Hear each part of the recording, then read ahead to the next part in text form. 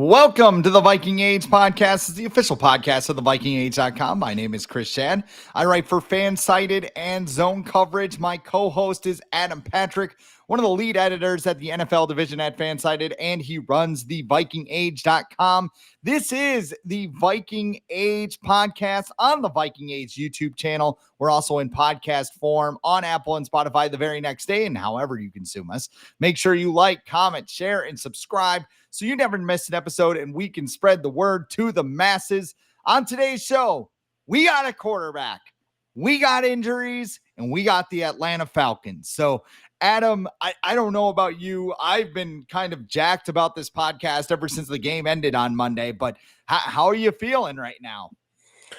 You know that feeling when you're a little kid and it's like Christmas Eve and you can't get to sleep because you got so much excitement and adrenaline going through, so you get like 2 hours of sleep. That was me Monday night, like after the game. I could not go to sleep because I just wanted to watch so much, McCarthy content, Vikings content, receipts on the internet. Everyone just eating their words because through the first three quarters, everyone's like, "Oh, look, JJ McCarthy, he's just a handoff merchant. Told you it wasn't gonna be good. Caleb Williams all the way." And then boom, the fourth quarter happened. Everyone was like, "Oh, this dude." I've heard Gamer go around a lot about JJ McCarthy, and yeah, he's got that. And then he won NFC Player of the Week, and people were like, "What? He only had 150 yards passing, or whatever, and 2 touchdowns, and like he rushed for one first off, so that gives him 3 touchdowns, and they all happened in the same quarter." And if you watch the game, like you could just feel like I feel like the people who are complaining about him winning Player of the Week are the people that probably didn't really watch the whole game and get kind of like the feel for him in the game, because he had the whole sideline like amped up and riled around him. So um, I'm really excited about this kid. I hope he's the one. He's him, whatever the kids say these days. But yeah, like I was to be honest, I was getting a little. I wasn't. There was no tears on Monday, but I was getting like a little emotional because I'm like, do the Vikings finally have like a young quarterback that they can build around? Because we thought that could have been the thing with Teddy, and then his knee exploded. We thought it could have been Dante Culpepper, and then his knee exploded. So like I feel like hopefully finally in my lifetime that the Vikings have a young quarterback who can just be the franchise guy and stick around for a while. So I'm pretty excited.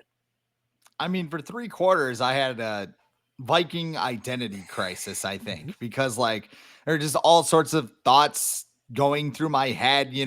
We couldn't line up right. We couldn't catch the ball. Nobody could seem to do that. I got a text from a friend that was like, I'm getting Christian Ponder vibes. I Ooh. don't know. Maybe some people were out there like having Josh Freeman flashbacks. I DM'd Jesse Pierce of NHL.com. She covers the Wild, but also she's part of the Before I Die podcast on Score North now.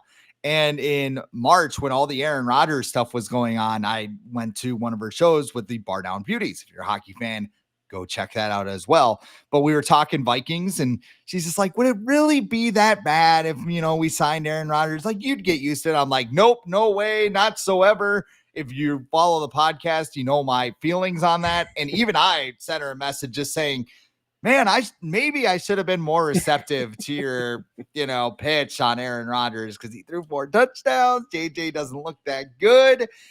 Then the fourth quarter happened, and 21 points, 21 answered points, by the way, including those touchdown throws to Justin Jefferson and Aaron Jones, a rushing touchdown that made Brian O'Neill run up to him, say, and I quote, "You fucking sicko." And NFC Offensive Player of the Week, which in the grand scheme of things, hang the banner, right? Like Yeah. it is amazing. Josh Dobbs got one too. Yeah, I mean, it's amazing. Like people are like fighting about that award because it's like, no, he didn't deserve it. He played like crap for 3 quarters, which if you watch the film breakdowns of many guys who do this, like JT O'Sullivan, his quarterback school, former Vikings quarterback, Yep. he was saying, yeah, JJ played very Played pretty good. well. Like, there was just there was some bad play calling, there was some things going on around Field him. conditions. Yeah, I Rusty, mean, sloppy, Justin Jefferson route running. There's a lot of things. yeah, and I mean, some people might say, "Oh, well, you're just making excuses for him." I think the most impressive thing that I saw from McCarthy on Monday night was that he did not hear a bell ring. Like when he threw that pick six, how many times have you watched a Viking game and you've said to yourself, well, it's over? And I thought about turning off the game in the third quarter. I'm like, I got to write for Sparting Soda. I got to do all, I'd probably just see, hey, maybe he like shapens up in the final, whatever. But I mean, all of those things that went wrong in the first half, and then the pick six to open the second half. And the kid goes into the huddle and he said, I mean, this is like dramatic, whatever, but he looks at her and goes like, where else would you rather be right now? And like, I don't know. Like, if you don't have the locker room, all the veterans like, shut up, kid, get the play. You just threw a pick six. But everybody rallied around that. They started, you just felt the momentum start to turn.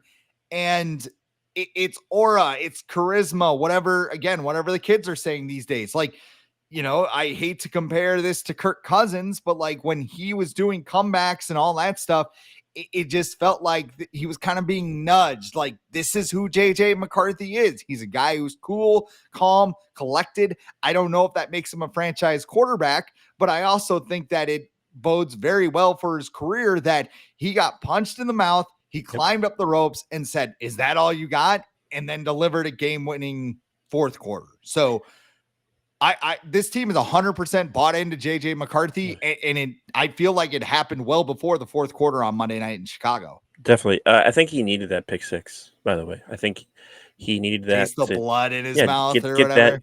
that out of his system. Like at that point he's probably like, what can it can't get any worse, really, probably. It could have, to quote Mike McDaniel, who always talks about it. It can't get any worse, and then they get blown up. But just like in that first preseason game that he played against the Raiders, where like his first or second drive he threw a pick, and we're like, like here's this young kid again, and we're gonna have to go through this, and then he throws 2 touchdowns afterwards, and everyone's like, oh, he's the future. And of course he got hurt or whatever and has to start the year. But like I had similar feelings on Monday where after he threw that pick, he was kind of like let loose. Whatever jitters he had maybe were gone. Kind of played more free, more loose. And I think Kevin O'Connell did too, where like the first half, it felt like Kevin O'Connell was a little like shy, timid about like really letting McCarthy like kind of sit back in the pocket because he had great protection the whole game. The investment in the offensive line has paid off already for the Vikings, and it was very clear on Monday, and the defensive line as well. So like their two focuses in the offseason of the trenches, it is already paying off. But I feel like Kevin O'Connell's play calling was, a little more loose. JJ McCarthy was more loose, and it led to him making some amazing throws to Justin Jefferson, not just the touchdown catch, but the sideline catch. And then they had so much velocity on him. I think he has an arm. I don't know who said that. Maybe Colin Cowherd a couple times. Oh, even he was backing up too. He's like, man, this guy's clutch. He's like Baker Mayfield. It's like, I listened dude, shut up. You've been talking that shit all summer. Like, I you don't listened to get to do this. Michael Wilbon, to his credit. I listened to him on that Chicago radio show. He was on there yesterday. I guess he does a weekly appearance, and he was like, credit to that kid. McCarthy. He said he came away very impressed with JJ McCarthy. So credit to him. I'm not sure if he just really didn't even really know much about McCarthy, and then going to that game, he was like, yeah, this kid's like the real deal. On the flip side, I was thinking, how would Bears players react if their team was down 17-6? You just threw a pick six, and Caleb Williams comes in the huddle and goes, where would you guys rather be? Like, who would punch him in the face first? DJ Moore? Probably Ben Johnson. Ben Johnson would run off the sideline I and don't know. Like, intensity. what did I say? What have I been saying all offseason, all summer long?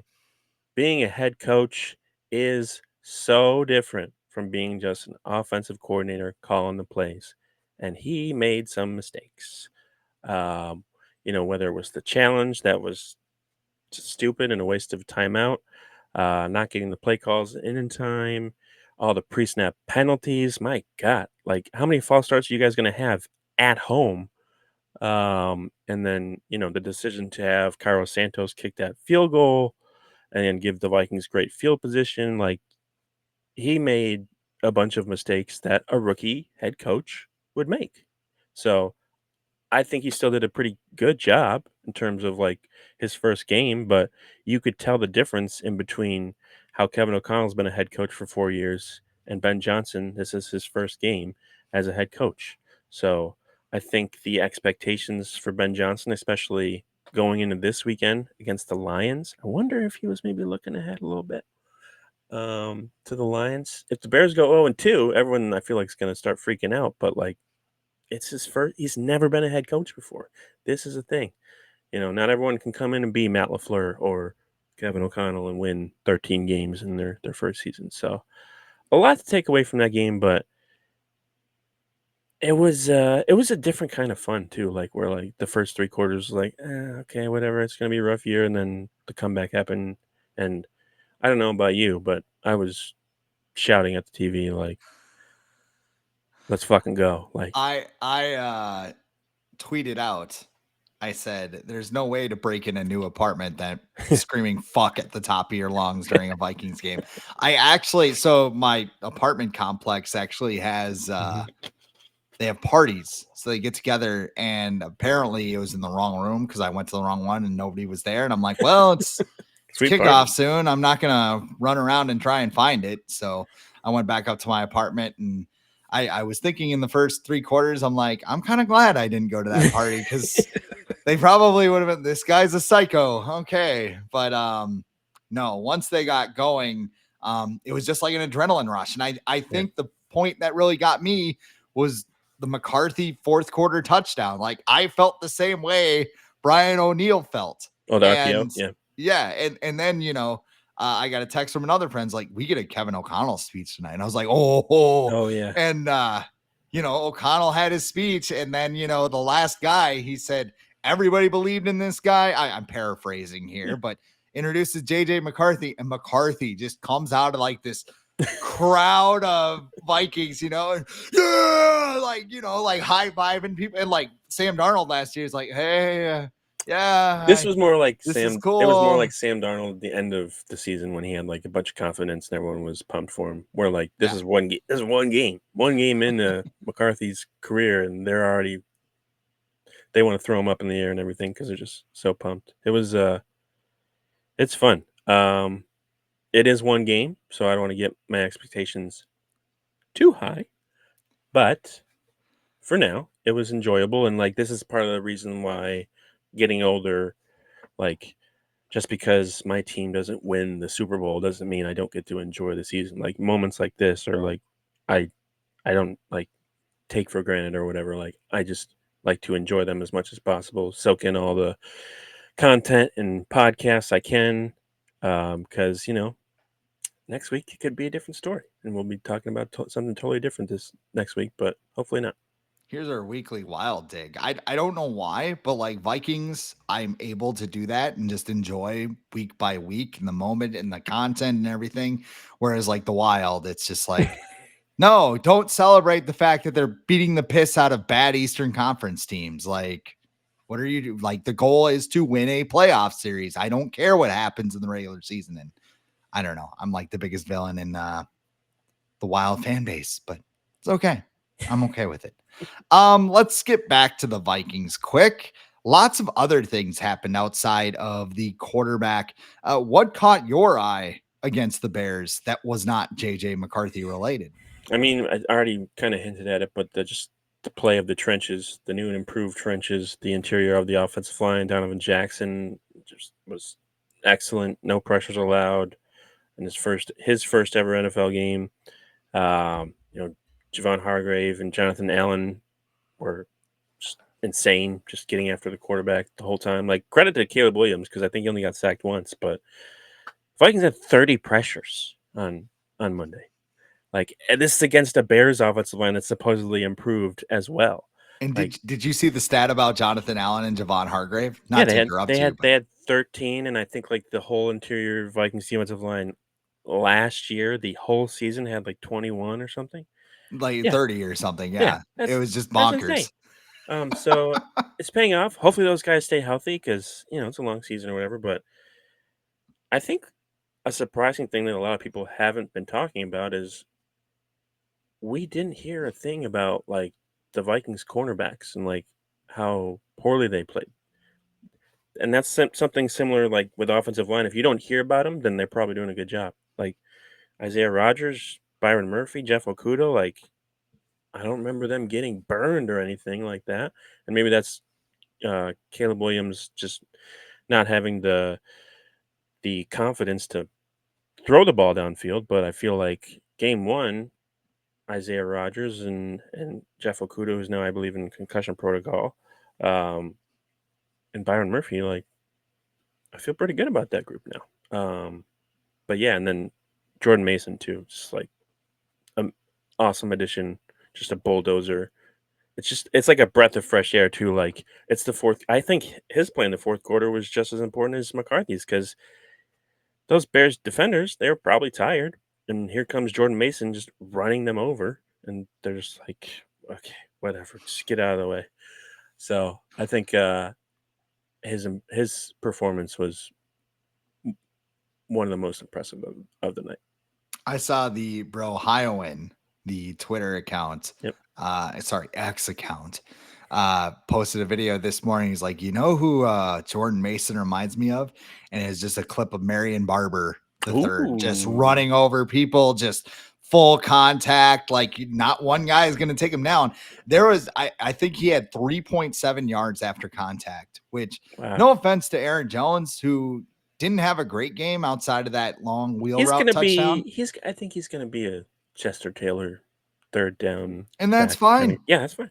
Like he's 1 years old. He'll be. They're paying him a little bit more than he probably should have, but whatever. He's also a good locker room guy and all that stuff. So yeah, I enjoy having him on the team, but I think Jordan Mason's going to be that bell cow. Yeah. I wouldn't call him RB1. I think they're kind of 1A and 1B, but that's what Detroit did. They had Jahmyr Gibbs and David Montgomery, and I would not be surprised if the Vikings took a running back in the ilk of Jones in next year's draft, or even in free agency where you can get them kind of cheap because running backs are gremlins. You can't pay them after midnight or else they'll sabotage your franchise like the Baltimore Ravens or the Philadelphia Eagles, or I don't know. Bills. Am I missing any others right now? The Bills. Yeah. They all suck. Hey, shout out to Dalvin Cook's agents who got 2 running backs to get lucrative second contracts. So good work by them. Even though both might have probably not lived up to that. Well, James Cook still, the debate's still out, but yeah, good. Those guys did their jobs. Good for them. Some of the other things though, outside of running back, Miles Price, I will give him a shout out because I think he had 117 return yards or something like that. 17 per punt return. Yes, everybody got a game ball, but Price got a shout out in the post-game speech. Lindsey Young talked about like how charismatic he is, and like I saw him talk for like 5 seconds. I'm like, yeah, this guy's got me like ready to run through a wall. He made great decisions, and I mean, even just like I think he had about 17 yards or a punt return. Mm-hmm. That is such a big, even if you can get that up to like 10 or 11, that is such a big swing when you force a punt. And I think, again, everything gets back to the offense and JJ McCarthy and making their life easier. That was part of that momentum that just kept stacking in the fourth quarter. And the Bears were like, we don't know what to, like, holy shit. You just felt it. The other thing you mentioned the trenches a little bit, Donovan Jackson, awesome first game. I think he's going to have ups and downs, but I think he was 7th in overall PFF grade and number 1 in pass blocking grade. No pressures on 25 pass blocking snaps. I think Mekhi Becton for the Chargers was tied with him for the best PFF pass blocking grade last week. That's a great development. Like, can he play guard? Yes, he can play guard. He can play it very well. Without Darisaw next to him, too. Yeah, I mean, that was another big thing. And then, Justin Jefferson, I thought he had a tough night on Monday. Yeah. You didn't see it during the game. He had that drop early on a third down. Yep. He had another drop when they were trying to come back. He was jumping up. It was a tough catch, but it's something you expect Justin Jefferson to do. It might be something with limited practice because of the hamstring in training camp. Maybe it's just some rust, but I think he'll bounce back. Conditions. Yes.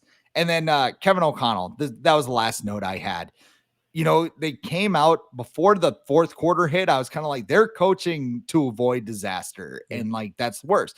You hold out Darisaw. You're not blitzing Caleb Williams right away, which is understandable because Ben Johnson cooked your blitz with Jared Goff. So you drop back. Caleb got his in the scripted plays. And then once those were over, Caleb was like Prince with, the Dave Chappelle skip where he's like humping the basketball, but it's like a football, just like, oh, I don't know what to do. It's kind of like Tua over the weekend when they got blown out. They took away his first read, and he was like, okay, where do I go now? Help. I don't know what to do.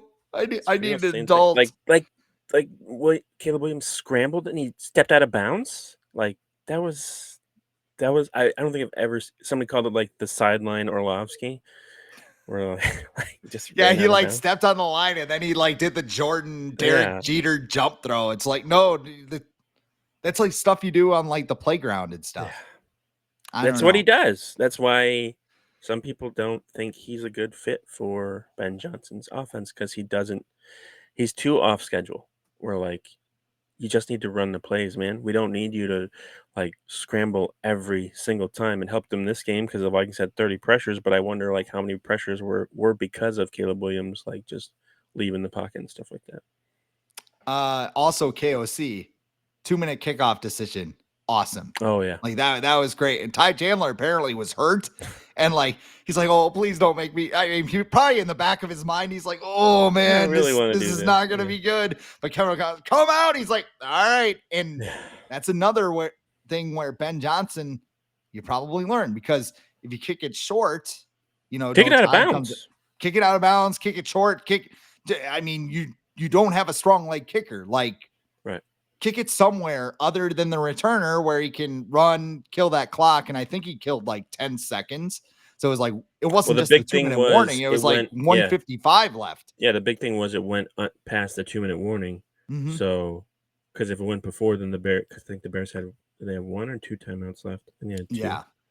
So that would have counted as like an extra timeout and they would have gotten the ball back probably with like an extra 40 seconds left on the clock. So that getting that past the 2-minute thing was huge. And that, like you said, those little things when it comes to being a head coach, you're like, it's like not that big of a deal, but in the end, all that stuff adds up and it is a very big deal. So, credit to Kevin O'Connell too, because I don't know if maybe 2022 or 2023, Kevin O'Connell makes a decision like that. That's, about clock management. I feel like he's gotten a lot better in that the last, year or two.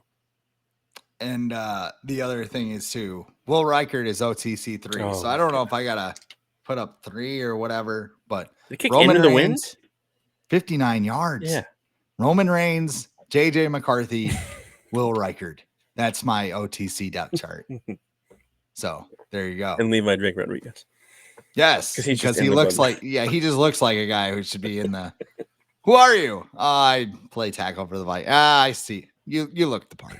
Come on in. Let's talk about Underdog. Underdog fantasy football is back. Underdog is the best place to make picks and win money all season long. Playing Underdog is easy. You just pick whether your favorite players will go higher or lower on stats like touchdowns, receiving yards, interceptions, and more. Get your picks right, and you can win up to 5,000 times your cash. You can play with as little as $1. Adam and I have been playing Underdog for years, and I'm going to tell you just how easy it is to make a pick, because this morning I was on the treadmill. My gym is like right down. There's an underground tunnel to my gym, which is kind of funny. You're doing like, feel like James Bond or something like do. But anyway, I was on the treadmill. Get Up was on the TV, and they're like Jordan Love higher than 1.5 touchdowns. And I'm like, I like that prop for tonight. So I picked Jordan Love higher 1.5 touchdowns. I picked Jaden Daniels to have higher than 8.5 rushing attempts. Submitted my picks, and if I'm right, I get 4.3 times my money with one of the many promos that they dish out. And best of all, I did this all while cooling down on the treadmill. So As you know, it is very easy. Download the app today. Sign up with the promo code The Age, which is all one word. You score $50 in bonus funds when you play your first $5. That is promo code The Age. Once again, all one word. Millions of fans have already won billions making picks on Underdog. Will you be next? Underdog, make picks, win money. You must be 18 plus, 19 plus in Alabama and Nebraska, 19 plus in Colorado for some games, 21 plus in Arizona, Massachusetts, and Virginia, and present in a state where Underdog Fantasy operates. Terms apply. See assets.underdogfantasy.com/web/play and get terms _DFS_.html for details.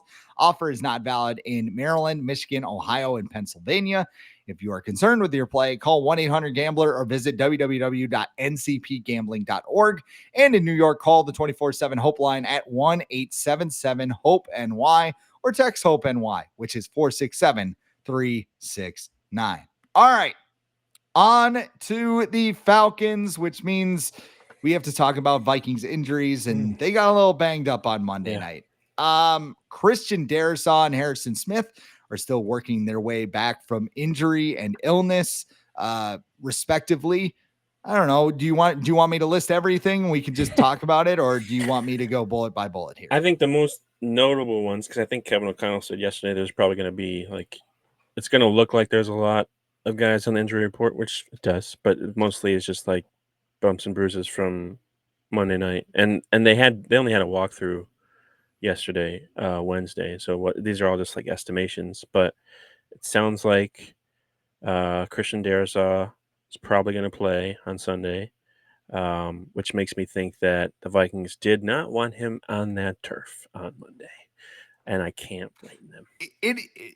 Sorry, I gotta go on. Like, it's so bad. Yeah. Like, maybe it's like Ben Johnson make it extra shitty so they don't have their left tackle. Like, whatever. But I mean, also too, I guess Soldier Field had 5 what were they had like Oasis and System of a Down. Yeah, I want to say, yep. which is kind of like two different bands. I don't think they were together. I think they were separate concerts. That'd be a pretty crazy concert. Like, hey, now we're going to completely flip the script here. Oh yeah. Well, I used to go to Warped Tour, and one year they had like Katy Perry, and then they had like Paramore, and then there's like death metal on the stage over here, and like Day to Remember. So like, I'm used to like that craziness of genres, but I think they were two separate concerts. But yeah, they had 5 concerts like within a couple, like maybe 10 days, right before the start of the NFL season. Yeah, like you might want to space them out a little better. Maybe have like some turf already ready that you could have like installed. And they were doing it the day of the game. Like, what were you doing over the weekend? Well, it was Labor Day. Oh, no. Last weekend wasn't. Yeah. I don't know. They were painting the end zones blue because they blend in so well. They did a terrible job painting the lines too, because they're like all squiggly. Did you see that graphic of when Thielen caught it and on like the squiggly goal line? It's like a 9-man high school field in South Dakota. Who's the landscaper? To my friends in South Dakota, I want to make that clear. But who's the landscaper from The Simpsons? Is he the groundskeeper? Willie? Is he the Bears groundskeeper? I can't do a Scottish accent, but it would be pretty. Yeah, funny. I just don't think they want him on the field, and I don't blame them, because I feel like they're probably concerned about everybody on the field, but they had to play. So. Yeah. Harrison Smith also working its way back from illness. Like I said, I'm not going to speculate. And like, nobody knows what it is. And I mean, he seems like he's okay. He talked to the media. So I mean, Jay Ward played well. So he can take all the time I feel like he needs to. Yeah. Well, there's also a hidden benefit. It's like, okay, he's what, 34? Is 35? Like, he's old. Yeah, 35, I think. Misses a game or two at the beginning of the season, you probably got him down the stretch, which you really want him for when you're playing, especially that month coming out of the bye where it's like Philadelphia, Chargers, Detroit, Baltimore. Right. Like, I'd rather have Harrison Smith during that stretch. Jeff Okudah and Andrew Van Ginkel suffered concussions. Dallas Turner, come on down. He got a bad PFF grade, but he had some pressures. He had a run stop. A lot of people on the Twitter machine have said he played okay. So I'm more concerned about Van Ginkel at this point with his neck. Now he's got a concussion. Oh, like, said that pick six too. Yeah, that would have. Speaking of Underdog, PSA on Underdog, by the way, his interception is like 14x. Just and I know like time. interceptions are weird or whatever, but like not with him. You throw $5 on AVG every week, he's gonna come down with one, and then you just cross your fingers that you got your other pick right. But he with Dallas Turner, I feel like Brian Flores puts him in a bunch of different spots. Like I even saw like there was somewhere he had his hand in the dirt, like lining up on the defensive line, where like he puts him in so many different spots. It's hard to kind of tell what his impact is because he doesn't make those, quote unquote splash plays, at least not yet. But like I still feel like he made an impact on Monday, but it's just, like with McCarthy, the box score doesn't tell the whole story. So it'll be interesting to see. Like I think if Van Ginkel's injured or concussed or whatever, can't recover in time for Sunday, I feel like I'll be pretty excited to see what Dallas Turner can do with like starting snaps. JJ McCarthy didn't have the EPA that Bo Nix did. Whoa. So annoying. Bo Nix had the worst PFF grade in the entire NFL in week 1. So as Triple H and Shawn Michaels like to say, we've got 2 words for you. Suck it. Oh, I was going to say negative regression, but no. No progress. Much different than what I was saying. Yeah. No, I think JJ McCarthy had a higher PFF grade than Aaron Rodgers, Bo Nix, Tua. Yeah, I was shocked at his PFF grade when I looked because I'm like, oh, it's probably going to be bad overall, but it was like in the 70s. Yeah. So I don't know. Sam Darnold though had like the 4th best. So there is that. Blake looking Cashman. At the other, yes, Blake Cashman suffered a hamstring injury. Ty Chandler's got something. A knee. Oh, knee. Yep. Knee. Okay. Cashman's the big one there, though. I mean, yeah. Sounds like they're going to think about putting him on short-term IR, which would knock him out 4 weeks with a hamstring. I'm okay with that. Then you get him back. Again, you get him back for that big stretch coming out of the bye where he gets to rest an extra week, and then it's, on. I with a hamstring, I think that's probably the best course of action there. Yeah, last year I feel like it was a bigger deal when Cashman was out because you could just tell like the defense was just off, didn't really know like where to go. But this year another year in the system, and then Eric Wilson just played awesome on Monday. I think he was a very underrated aspect. I think even Kevin O'Connell said, I don't know if we win this game without Eric Wilson on Monday. So with him there, I feel a little better if Cashman has to miss some time, which it sounds like he's going to. And then Ty Chandler, I guess, just put Ty Felton back there as a kick returner, I guess. Out of all these injuries, is there one that concerns you the most, or are you not concerned and just kind of like, going back to the cornerbacks, I feel like Okuda maybe because I just don't know about the Vikings cornerback depth. I'm surprised Stephon Gilmore hasn't been called yet, or even Shaq Griffin. Well, isn't it? Did we talk about who like the Vikings are, or I think it was Jason Harmon who was talking about how like the Vikings are pumping up Fabian Moreau, like the guy, he's on their practice squad. So like he's the guy that they'll probably like promote or whatever. So I don't know. Yeah, Stephon Gilmore's still out there, but I don't know what you want to do with that. I feel like it's a little late that seems like more like a bye week kind of signing now. But that'll be something to keep an eye on because then what? Dwight McLaughlin is your third guy stepping up in there. And do you have Murphy go on the outside now? Like I don't know what they're going to do with that. Luckily, I believe Falcons receiver Drake London is nursing an injury too, so he's not going to be 100%. It's not like the Falcons have like this trio of receiver weapons either. So I feel like they'll be okay if Okuda doesn't have to play, but still something to think about.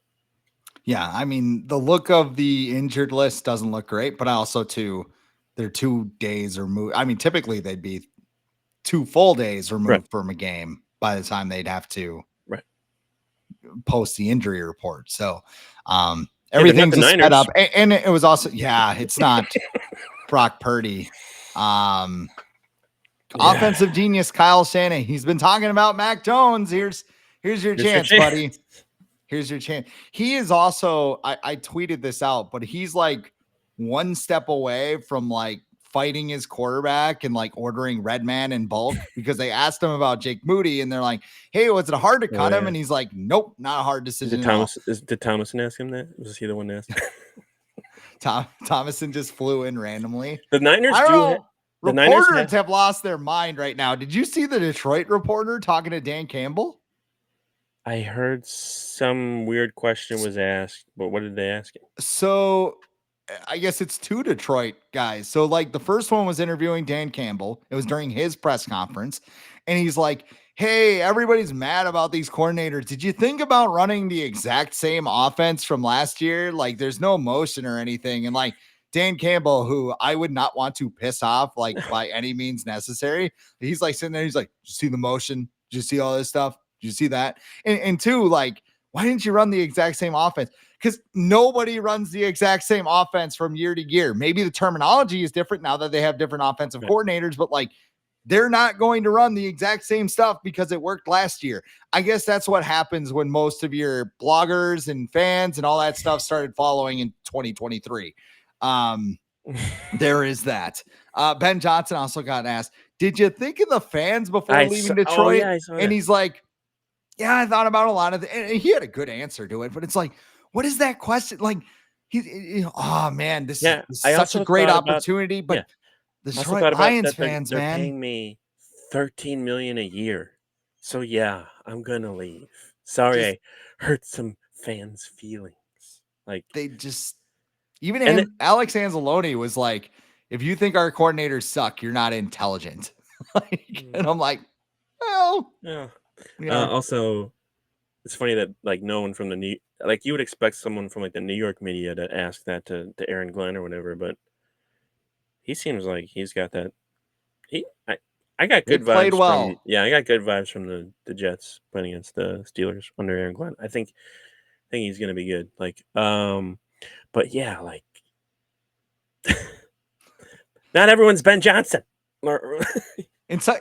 As someone who has been in press conferences, sometimes you do ask a question and you're like, "Oh, I wish I had that one back." Like, but I mean, some of those were just like, "What? Why are you asking this?" It's like going from you're going from Norv Turner to I don't know who's a crazy offensive like Andy Reid, like two totally different offenses, and you're like, oh, why didn't you run the same offense at work last year? Because I don't run that offense. Like, what? Here's a good comparison. I remember going to like Rockfest and they had Def Leppard was supposed to be there on the last night because there's like they do like classic rock night, but I don't know, something happened to somebody there, so they couldn't play, so they replaced Stone Temple Pilots with them. And my friend, I remember him saying, he's like, hey, why don't they play Pour Some Sugar on Me? I'm like, because they're Stone Temple Pilots, not Def Leppard. Like, it's like those videos when they're like, I hope they play a Taylor Swift song, and you're like, we're at a WWE show. Like, what? This is Roman. Or like when you go to the shoe store and you're like, you ask for like a size 10 or whatever, and they're like, we don't have size 10, but we have size 11. It's like, oh, good, because my foot just grew like, while you were back there in the back. So thanks. Yes, we appreciate that one. All right, let's look ahead. Vikings and Falcons preview, Sunday night football, US Bank Stadium, 7:20 p.m. kickoff. I'll be there. I'm excited. Nice. Mike Tirico and Chris Collinsworth on the call. Vikings are favored by 3.5 points, according to the Action Network right now. How are you feeling about the Falcons coming to US Bank Stadium? And will Kirk Cousins get a tribute video now that he's not playing? Will they just show him in his cage on the sideline, like, I got my money. Great clips. There's gonna be there'll be some camera shots of him definitely on the sideline. But with the Falcons, I thought they played pretty well in week 1. They almost came away with a win over the Bucs, but like some weird end of game stuff happened, and the Bucs have their rookie receiver Ibuka is Mecca Ibuka. Yeah, I can't even say it, but yes, he's really good. But yeah, I think this is a winnable game for the Vikings. Do the same thing they did on Monday with like the pick six was really the only turnover they had. They didn't have a lot of stupid penalties. Where I think like the Falcons are another team where like they've got a young quarterback, and mistakes are going to happen with like play clock and pre-snap penalties and stuff like that. I think pre-snap penalties will come in handy in this game inside the US Bank Stadium with that loud crowd. I'm going to be interested to see how Michael Penix Jr. responds to that. But no, I think it's a good matchup for the Vikings. It's a very winnable game. So yeah, I feel good going into Sunday. I don't like Bijan Robinson's maybe the only player I really worry about with the Falcons because he's also very good. Because he didn't rush for a lot of yards on Sunday, but he had that long touchdown catch where he just took it and just ran 70 yards. They got him involved very early. Yeah, so I think that offense runs a lot better with Michael Penix, mostly because he can throw faster than 20 miles an hour that Kirk Cousins was throwing last year on his bum leg. But yeah, it'll be fun. Home opener. Hopefully, the crowd's able to stay in it the whole game and not get taken out of the game in the first quarter. Sometimes that happens, and Vikings fans can get a little quiet. But I think it's going to be a fun night, and hopefully ends with the Vikings being 2-0. Also, the throwback uniform, or what's the technical term for them? Classic uniforms are going to be out, which that's always a fun night when they dust those things off. Yes. I feel like Atlanta's a little sneakier than we give them credit for. Their defense, I think, can get got, so to speak.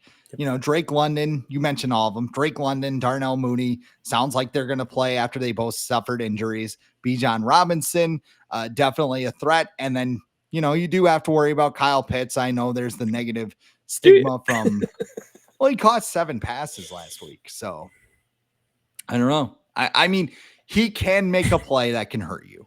Like, I'm serious. No, I know. Whatever. I know he's not. Sorry, he wrecked your fantasy football. No, you can't. My fantasy football team drafted Kyle Pitts 4 years in a row, and it didn't work out for me. You can't ignore him, but I feel like if you're the Falcons and you're depending on Kyle Pitts to like carry your offense, then you're in trouble. Yeah, I agree with that. Like, he's not fourth. They shouldn't have taken him over Jamar Chase. Yeah, definitely. Like, I'm well aware of that. But I mean, take a tight end in the top 5 just doesn't. I know he was a unicorn prospect, but not a great move in theory. In the first round last year, didn't they? Colson Loveland. Good thing they didn't take. He was like non-existent on Monday. Yeah, good thing they didn't take Amari and Hampton, who they probably could have used on Monday. Yeah, that kind Brian of. Poles. They asked Ben Johnson about Kyle Mongai, or I don't think I butchered his name. Manungai, I think. Manungai, there you go. They asked him about him, and he's like, "Oh man, I should have ran the ball more." No like, shit. You could have. That's on me, PJ Fleck. That's on me. Penix also looked good as the starting quarterback last week, so I didn't think he was too bad. I guess all these things, the injuries, you got JJ McCarthy, back-to-back primetime starts, you got the light show at US. I'm just excited for like the player intros. Really. They turn off the lights and, the snow. And I think they can have fire again. It's in Madden. So I don't know. Pyro. Well, they can have fire Taylor Swift concerts. Why can't they have it in NFL games? Because the Titans try to do it and they burn their own field, and the NFL is like, Titans. How dare you delay this game? The Titans coach doesn't even know the rules of football. So like, they're gonna mess everything up. Mess everything up for everyone. What's your prediction for Sunday's game? I think, what did I say? I think I said last week, I think the Vikings win by 2 touchdowns. I was wrong, but they still won. And it was almost a 2-score win, but the Bears got points in garbage time. I will say with this one, I think it'll be closer than some people think, but I'll go with like 31-24. No. Yeah, 31-24. No, 31-20. There we go. I'll do that. Breaking the rule, the 2-score game. 27-23. Oh, I think it'll be a little closer. I think Atlanta's maybe. I mean, the thing is, the way the Vikings can blow this game open is just hammering that defense. And I think, Jordan Mason, yeah. yeah, Jordan Mason's in there. I think they can. I think Justin Jefferson's going to have a much better game. Oh, yeah. Um, On turf. Adam Thielen, maybe he can Get a join little the rust party. too. Yeah. Yeah, little rust. But Apparently, Jalen Naylor had a good game, but like looking at like the film and stuff, I was like, I don't think he had a long catch. Yeah, But but he also like, like there was that crossing route earlier in the game where like him and Justin Jefferson were like running into each other, and it's like, would Addison and Jefferson do that? I don't know. So, yeah, a lot of guys running the wrong route. Travis Kelce killed his own teammates doing that. Guess I got to be better. No, you need to like put aside the Xavier Worthy, all 140 pounds of him. Taylor Swift went nuts about Xavier Worthy and Travis Kelce. I'll put an end to that. Just take him out. But yeah, so that's my prediction. Vikings win. Before we get to the outro here, I do want to force in a joke here. I did see tonight is the Packers winter whiteout game or whatever, winter warning. Sorry. In the middle of September. People in Florida probably think it does, but yeah, I saw someone like repost when they said, we need everyone to wear white, and everyone's like, or somebody posted like, you guys literally living in a place where it snows, like, so why are we doing this in September? My friend has a theory on this. She's a Packer fan, but she was saying not everybody owns a white coat, and you need to wear a coat at Green Bay. I mean, some people don't. They wear camo and blaze orange. Orange, yep. Woo! Yeah. Got my joke in. That was pretty good. You're not wrong. I don't know. Some people are going to put up Christmas trees next month. So maybe they're not too far off, but next month's Halloween. I know. Yeah. Some people put up, I've seen Halloween decorations up already. I know stores already have Halloween candy. I'm like, can we just hold on? Oh, I saw Halloween candy in like July. Yeah. Like, it's spooky season. No, it's not. I want to light off some fireworks. No, in August, I saw they already opened up spirit stores. I'm like, can we get through Labor Day? Like, okay. Here's another one. I used to work in retail. I was at Menards. And if you've probably never been, but they have this thing. I've worked in grocery stores and retail and stuff. So I know like that last day of the holiday or whatever, just the day after, everything just gets switched out immediately. Yeah. Well, like it takes a long ass time to set everything. So like Menards, it's called the Enchanted Forest, and they set up all the trees, and it's, when you're a kid, it's super cool. But when you're a retail worker, it's a pain in the ass. We would start every year on like September, like when the NFL kicked off. Wow. Like we'd go in at 5 a.m., work until 2, and like just set all the trees and like all that stuff. And like, why are you putting all that up? Like, it takes time. It literally takes, because like, if we wait until like November, we're not going to have half the stuff. But I mean, I'm not I try to wait until like a week before Thanksgiving, but I don't know. Not in this. And I've gotten earlier because I kind of like, now I'm older. I'm like, I hate when the sun goes down early. But I've got a Christmas baby, so none in this home. It's all just my son's presents. Birthday was on Christmas, so the first half of the day is Christmas. Second half is his birthday. He gets too much stuff probably, but yeah, that's a good way to do it, I guess. Yeah, but Viking age, what's going on over there right now? A lot of good stuff. We had. After the game, we had Ryan Fowler actually write something for us.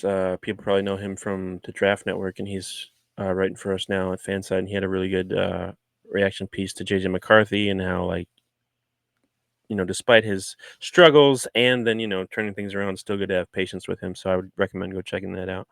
And then we just have a bunch of good stuff covering everything that happened from week 1, maybe some rival stuff coming up because you sent me that Lions clip and I really just want to write about that because they're already running their mouths and they're probably going to win 5 games, so it's going to be lots of fun. But yeah, go check out the Vikings.com. We'll have a bunch of stuff getting ready for Sunday's game for sure. So go check that out, the Vikings.com. And of course, I'm writing just about everywhere these days. I'm over at Zone Coverage. You can check out my Vikings work there. You can check out my Twins work. And then I also write about the Wild over at Hockey Wilderness, even though like I love the people in the Hockey Wilderness chat, but like I'm not like the heel. So like when the Kaprizov news broke yesterday, I walked in just like, what did I tell you? It's not about the money. He wants to win. 33-year-old Vladimir Tarasenko is not going to cut it, guys. Sorry about that. But is he going to pull a Myles Garrett and be like, well, if you're going to give me that money, then I guess I bet he just signs a shorter deal. I think that's 8 years. Was that the offer? 8 years? 8 years, $16 million per season. That's too long. That's too long for anybody. Like that's too long for the team. And he knows too the cap's going up. So like maybe he wants, and I mean, if that's not the case, then it's real DEFCON 1. But right. Yeah. I just want a 1-year deal. I think I'd be shocked if he didn't sign, but if he doesn't, it's about winning, and I can respect him for that. Also check out the FanSided and RBN network. I write over there. Dairyland Express. I'll be writing about the Packers tonight, so I'll be all over that. The Windy City for more Ben Johnson subterfuge or Schadenfreude or whatever you want to call it. And Detroit Jock City, so you can laugh at them as all their fans continue to turn on them and hurl insults at us. He got paid. He did get paid. Jordan Addison's probably like, hell yeah, brother. Let's go. And then if I get my stuff together, I'm going to make a lot of money. Oh my God. Yeah. And of course, too, we have Sporting Soda over at the RBN as well, doing Vike stuff right now. Might open it up to other sports as we go, but I'm also doing Vikings work at there. So that's sportingsoda.com. But of course, this is the VikingAge.com. This is the Viking Age podcast. The official podcast of the Viking Age. I am Chris Schad at The Real Chris Schad. He is Adam Patrick at Adam Patrick NFL. We do this every week right here on the Viking Age YouTube channel, and we're in podcast form on Apple and Spotify the very next day. So however you consume us, make sure you like, comment, share, and subscribe so you never miss a new episode, and we can spread the word to the masses. For Adam Patrick, I am Chris Schad. 4 letters, 1 word. Skull.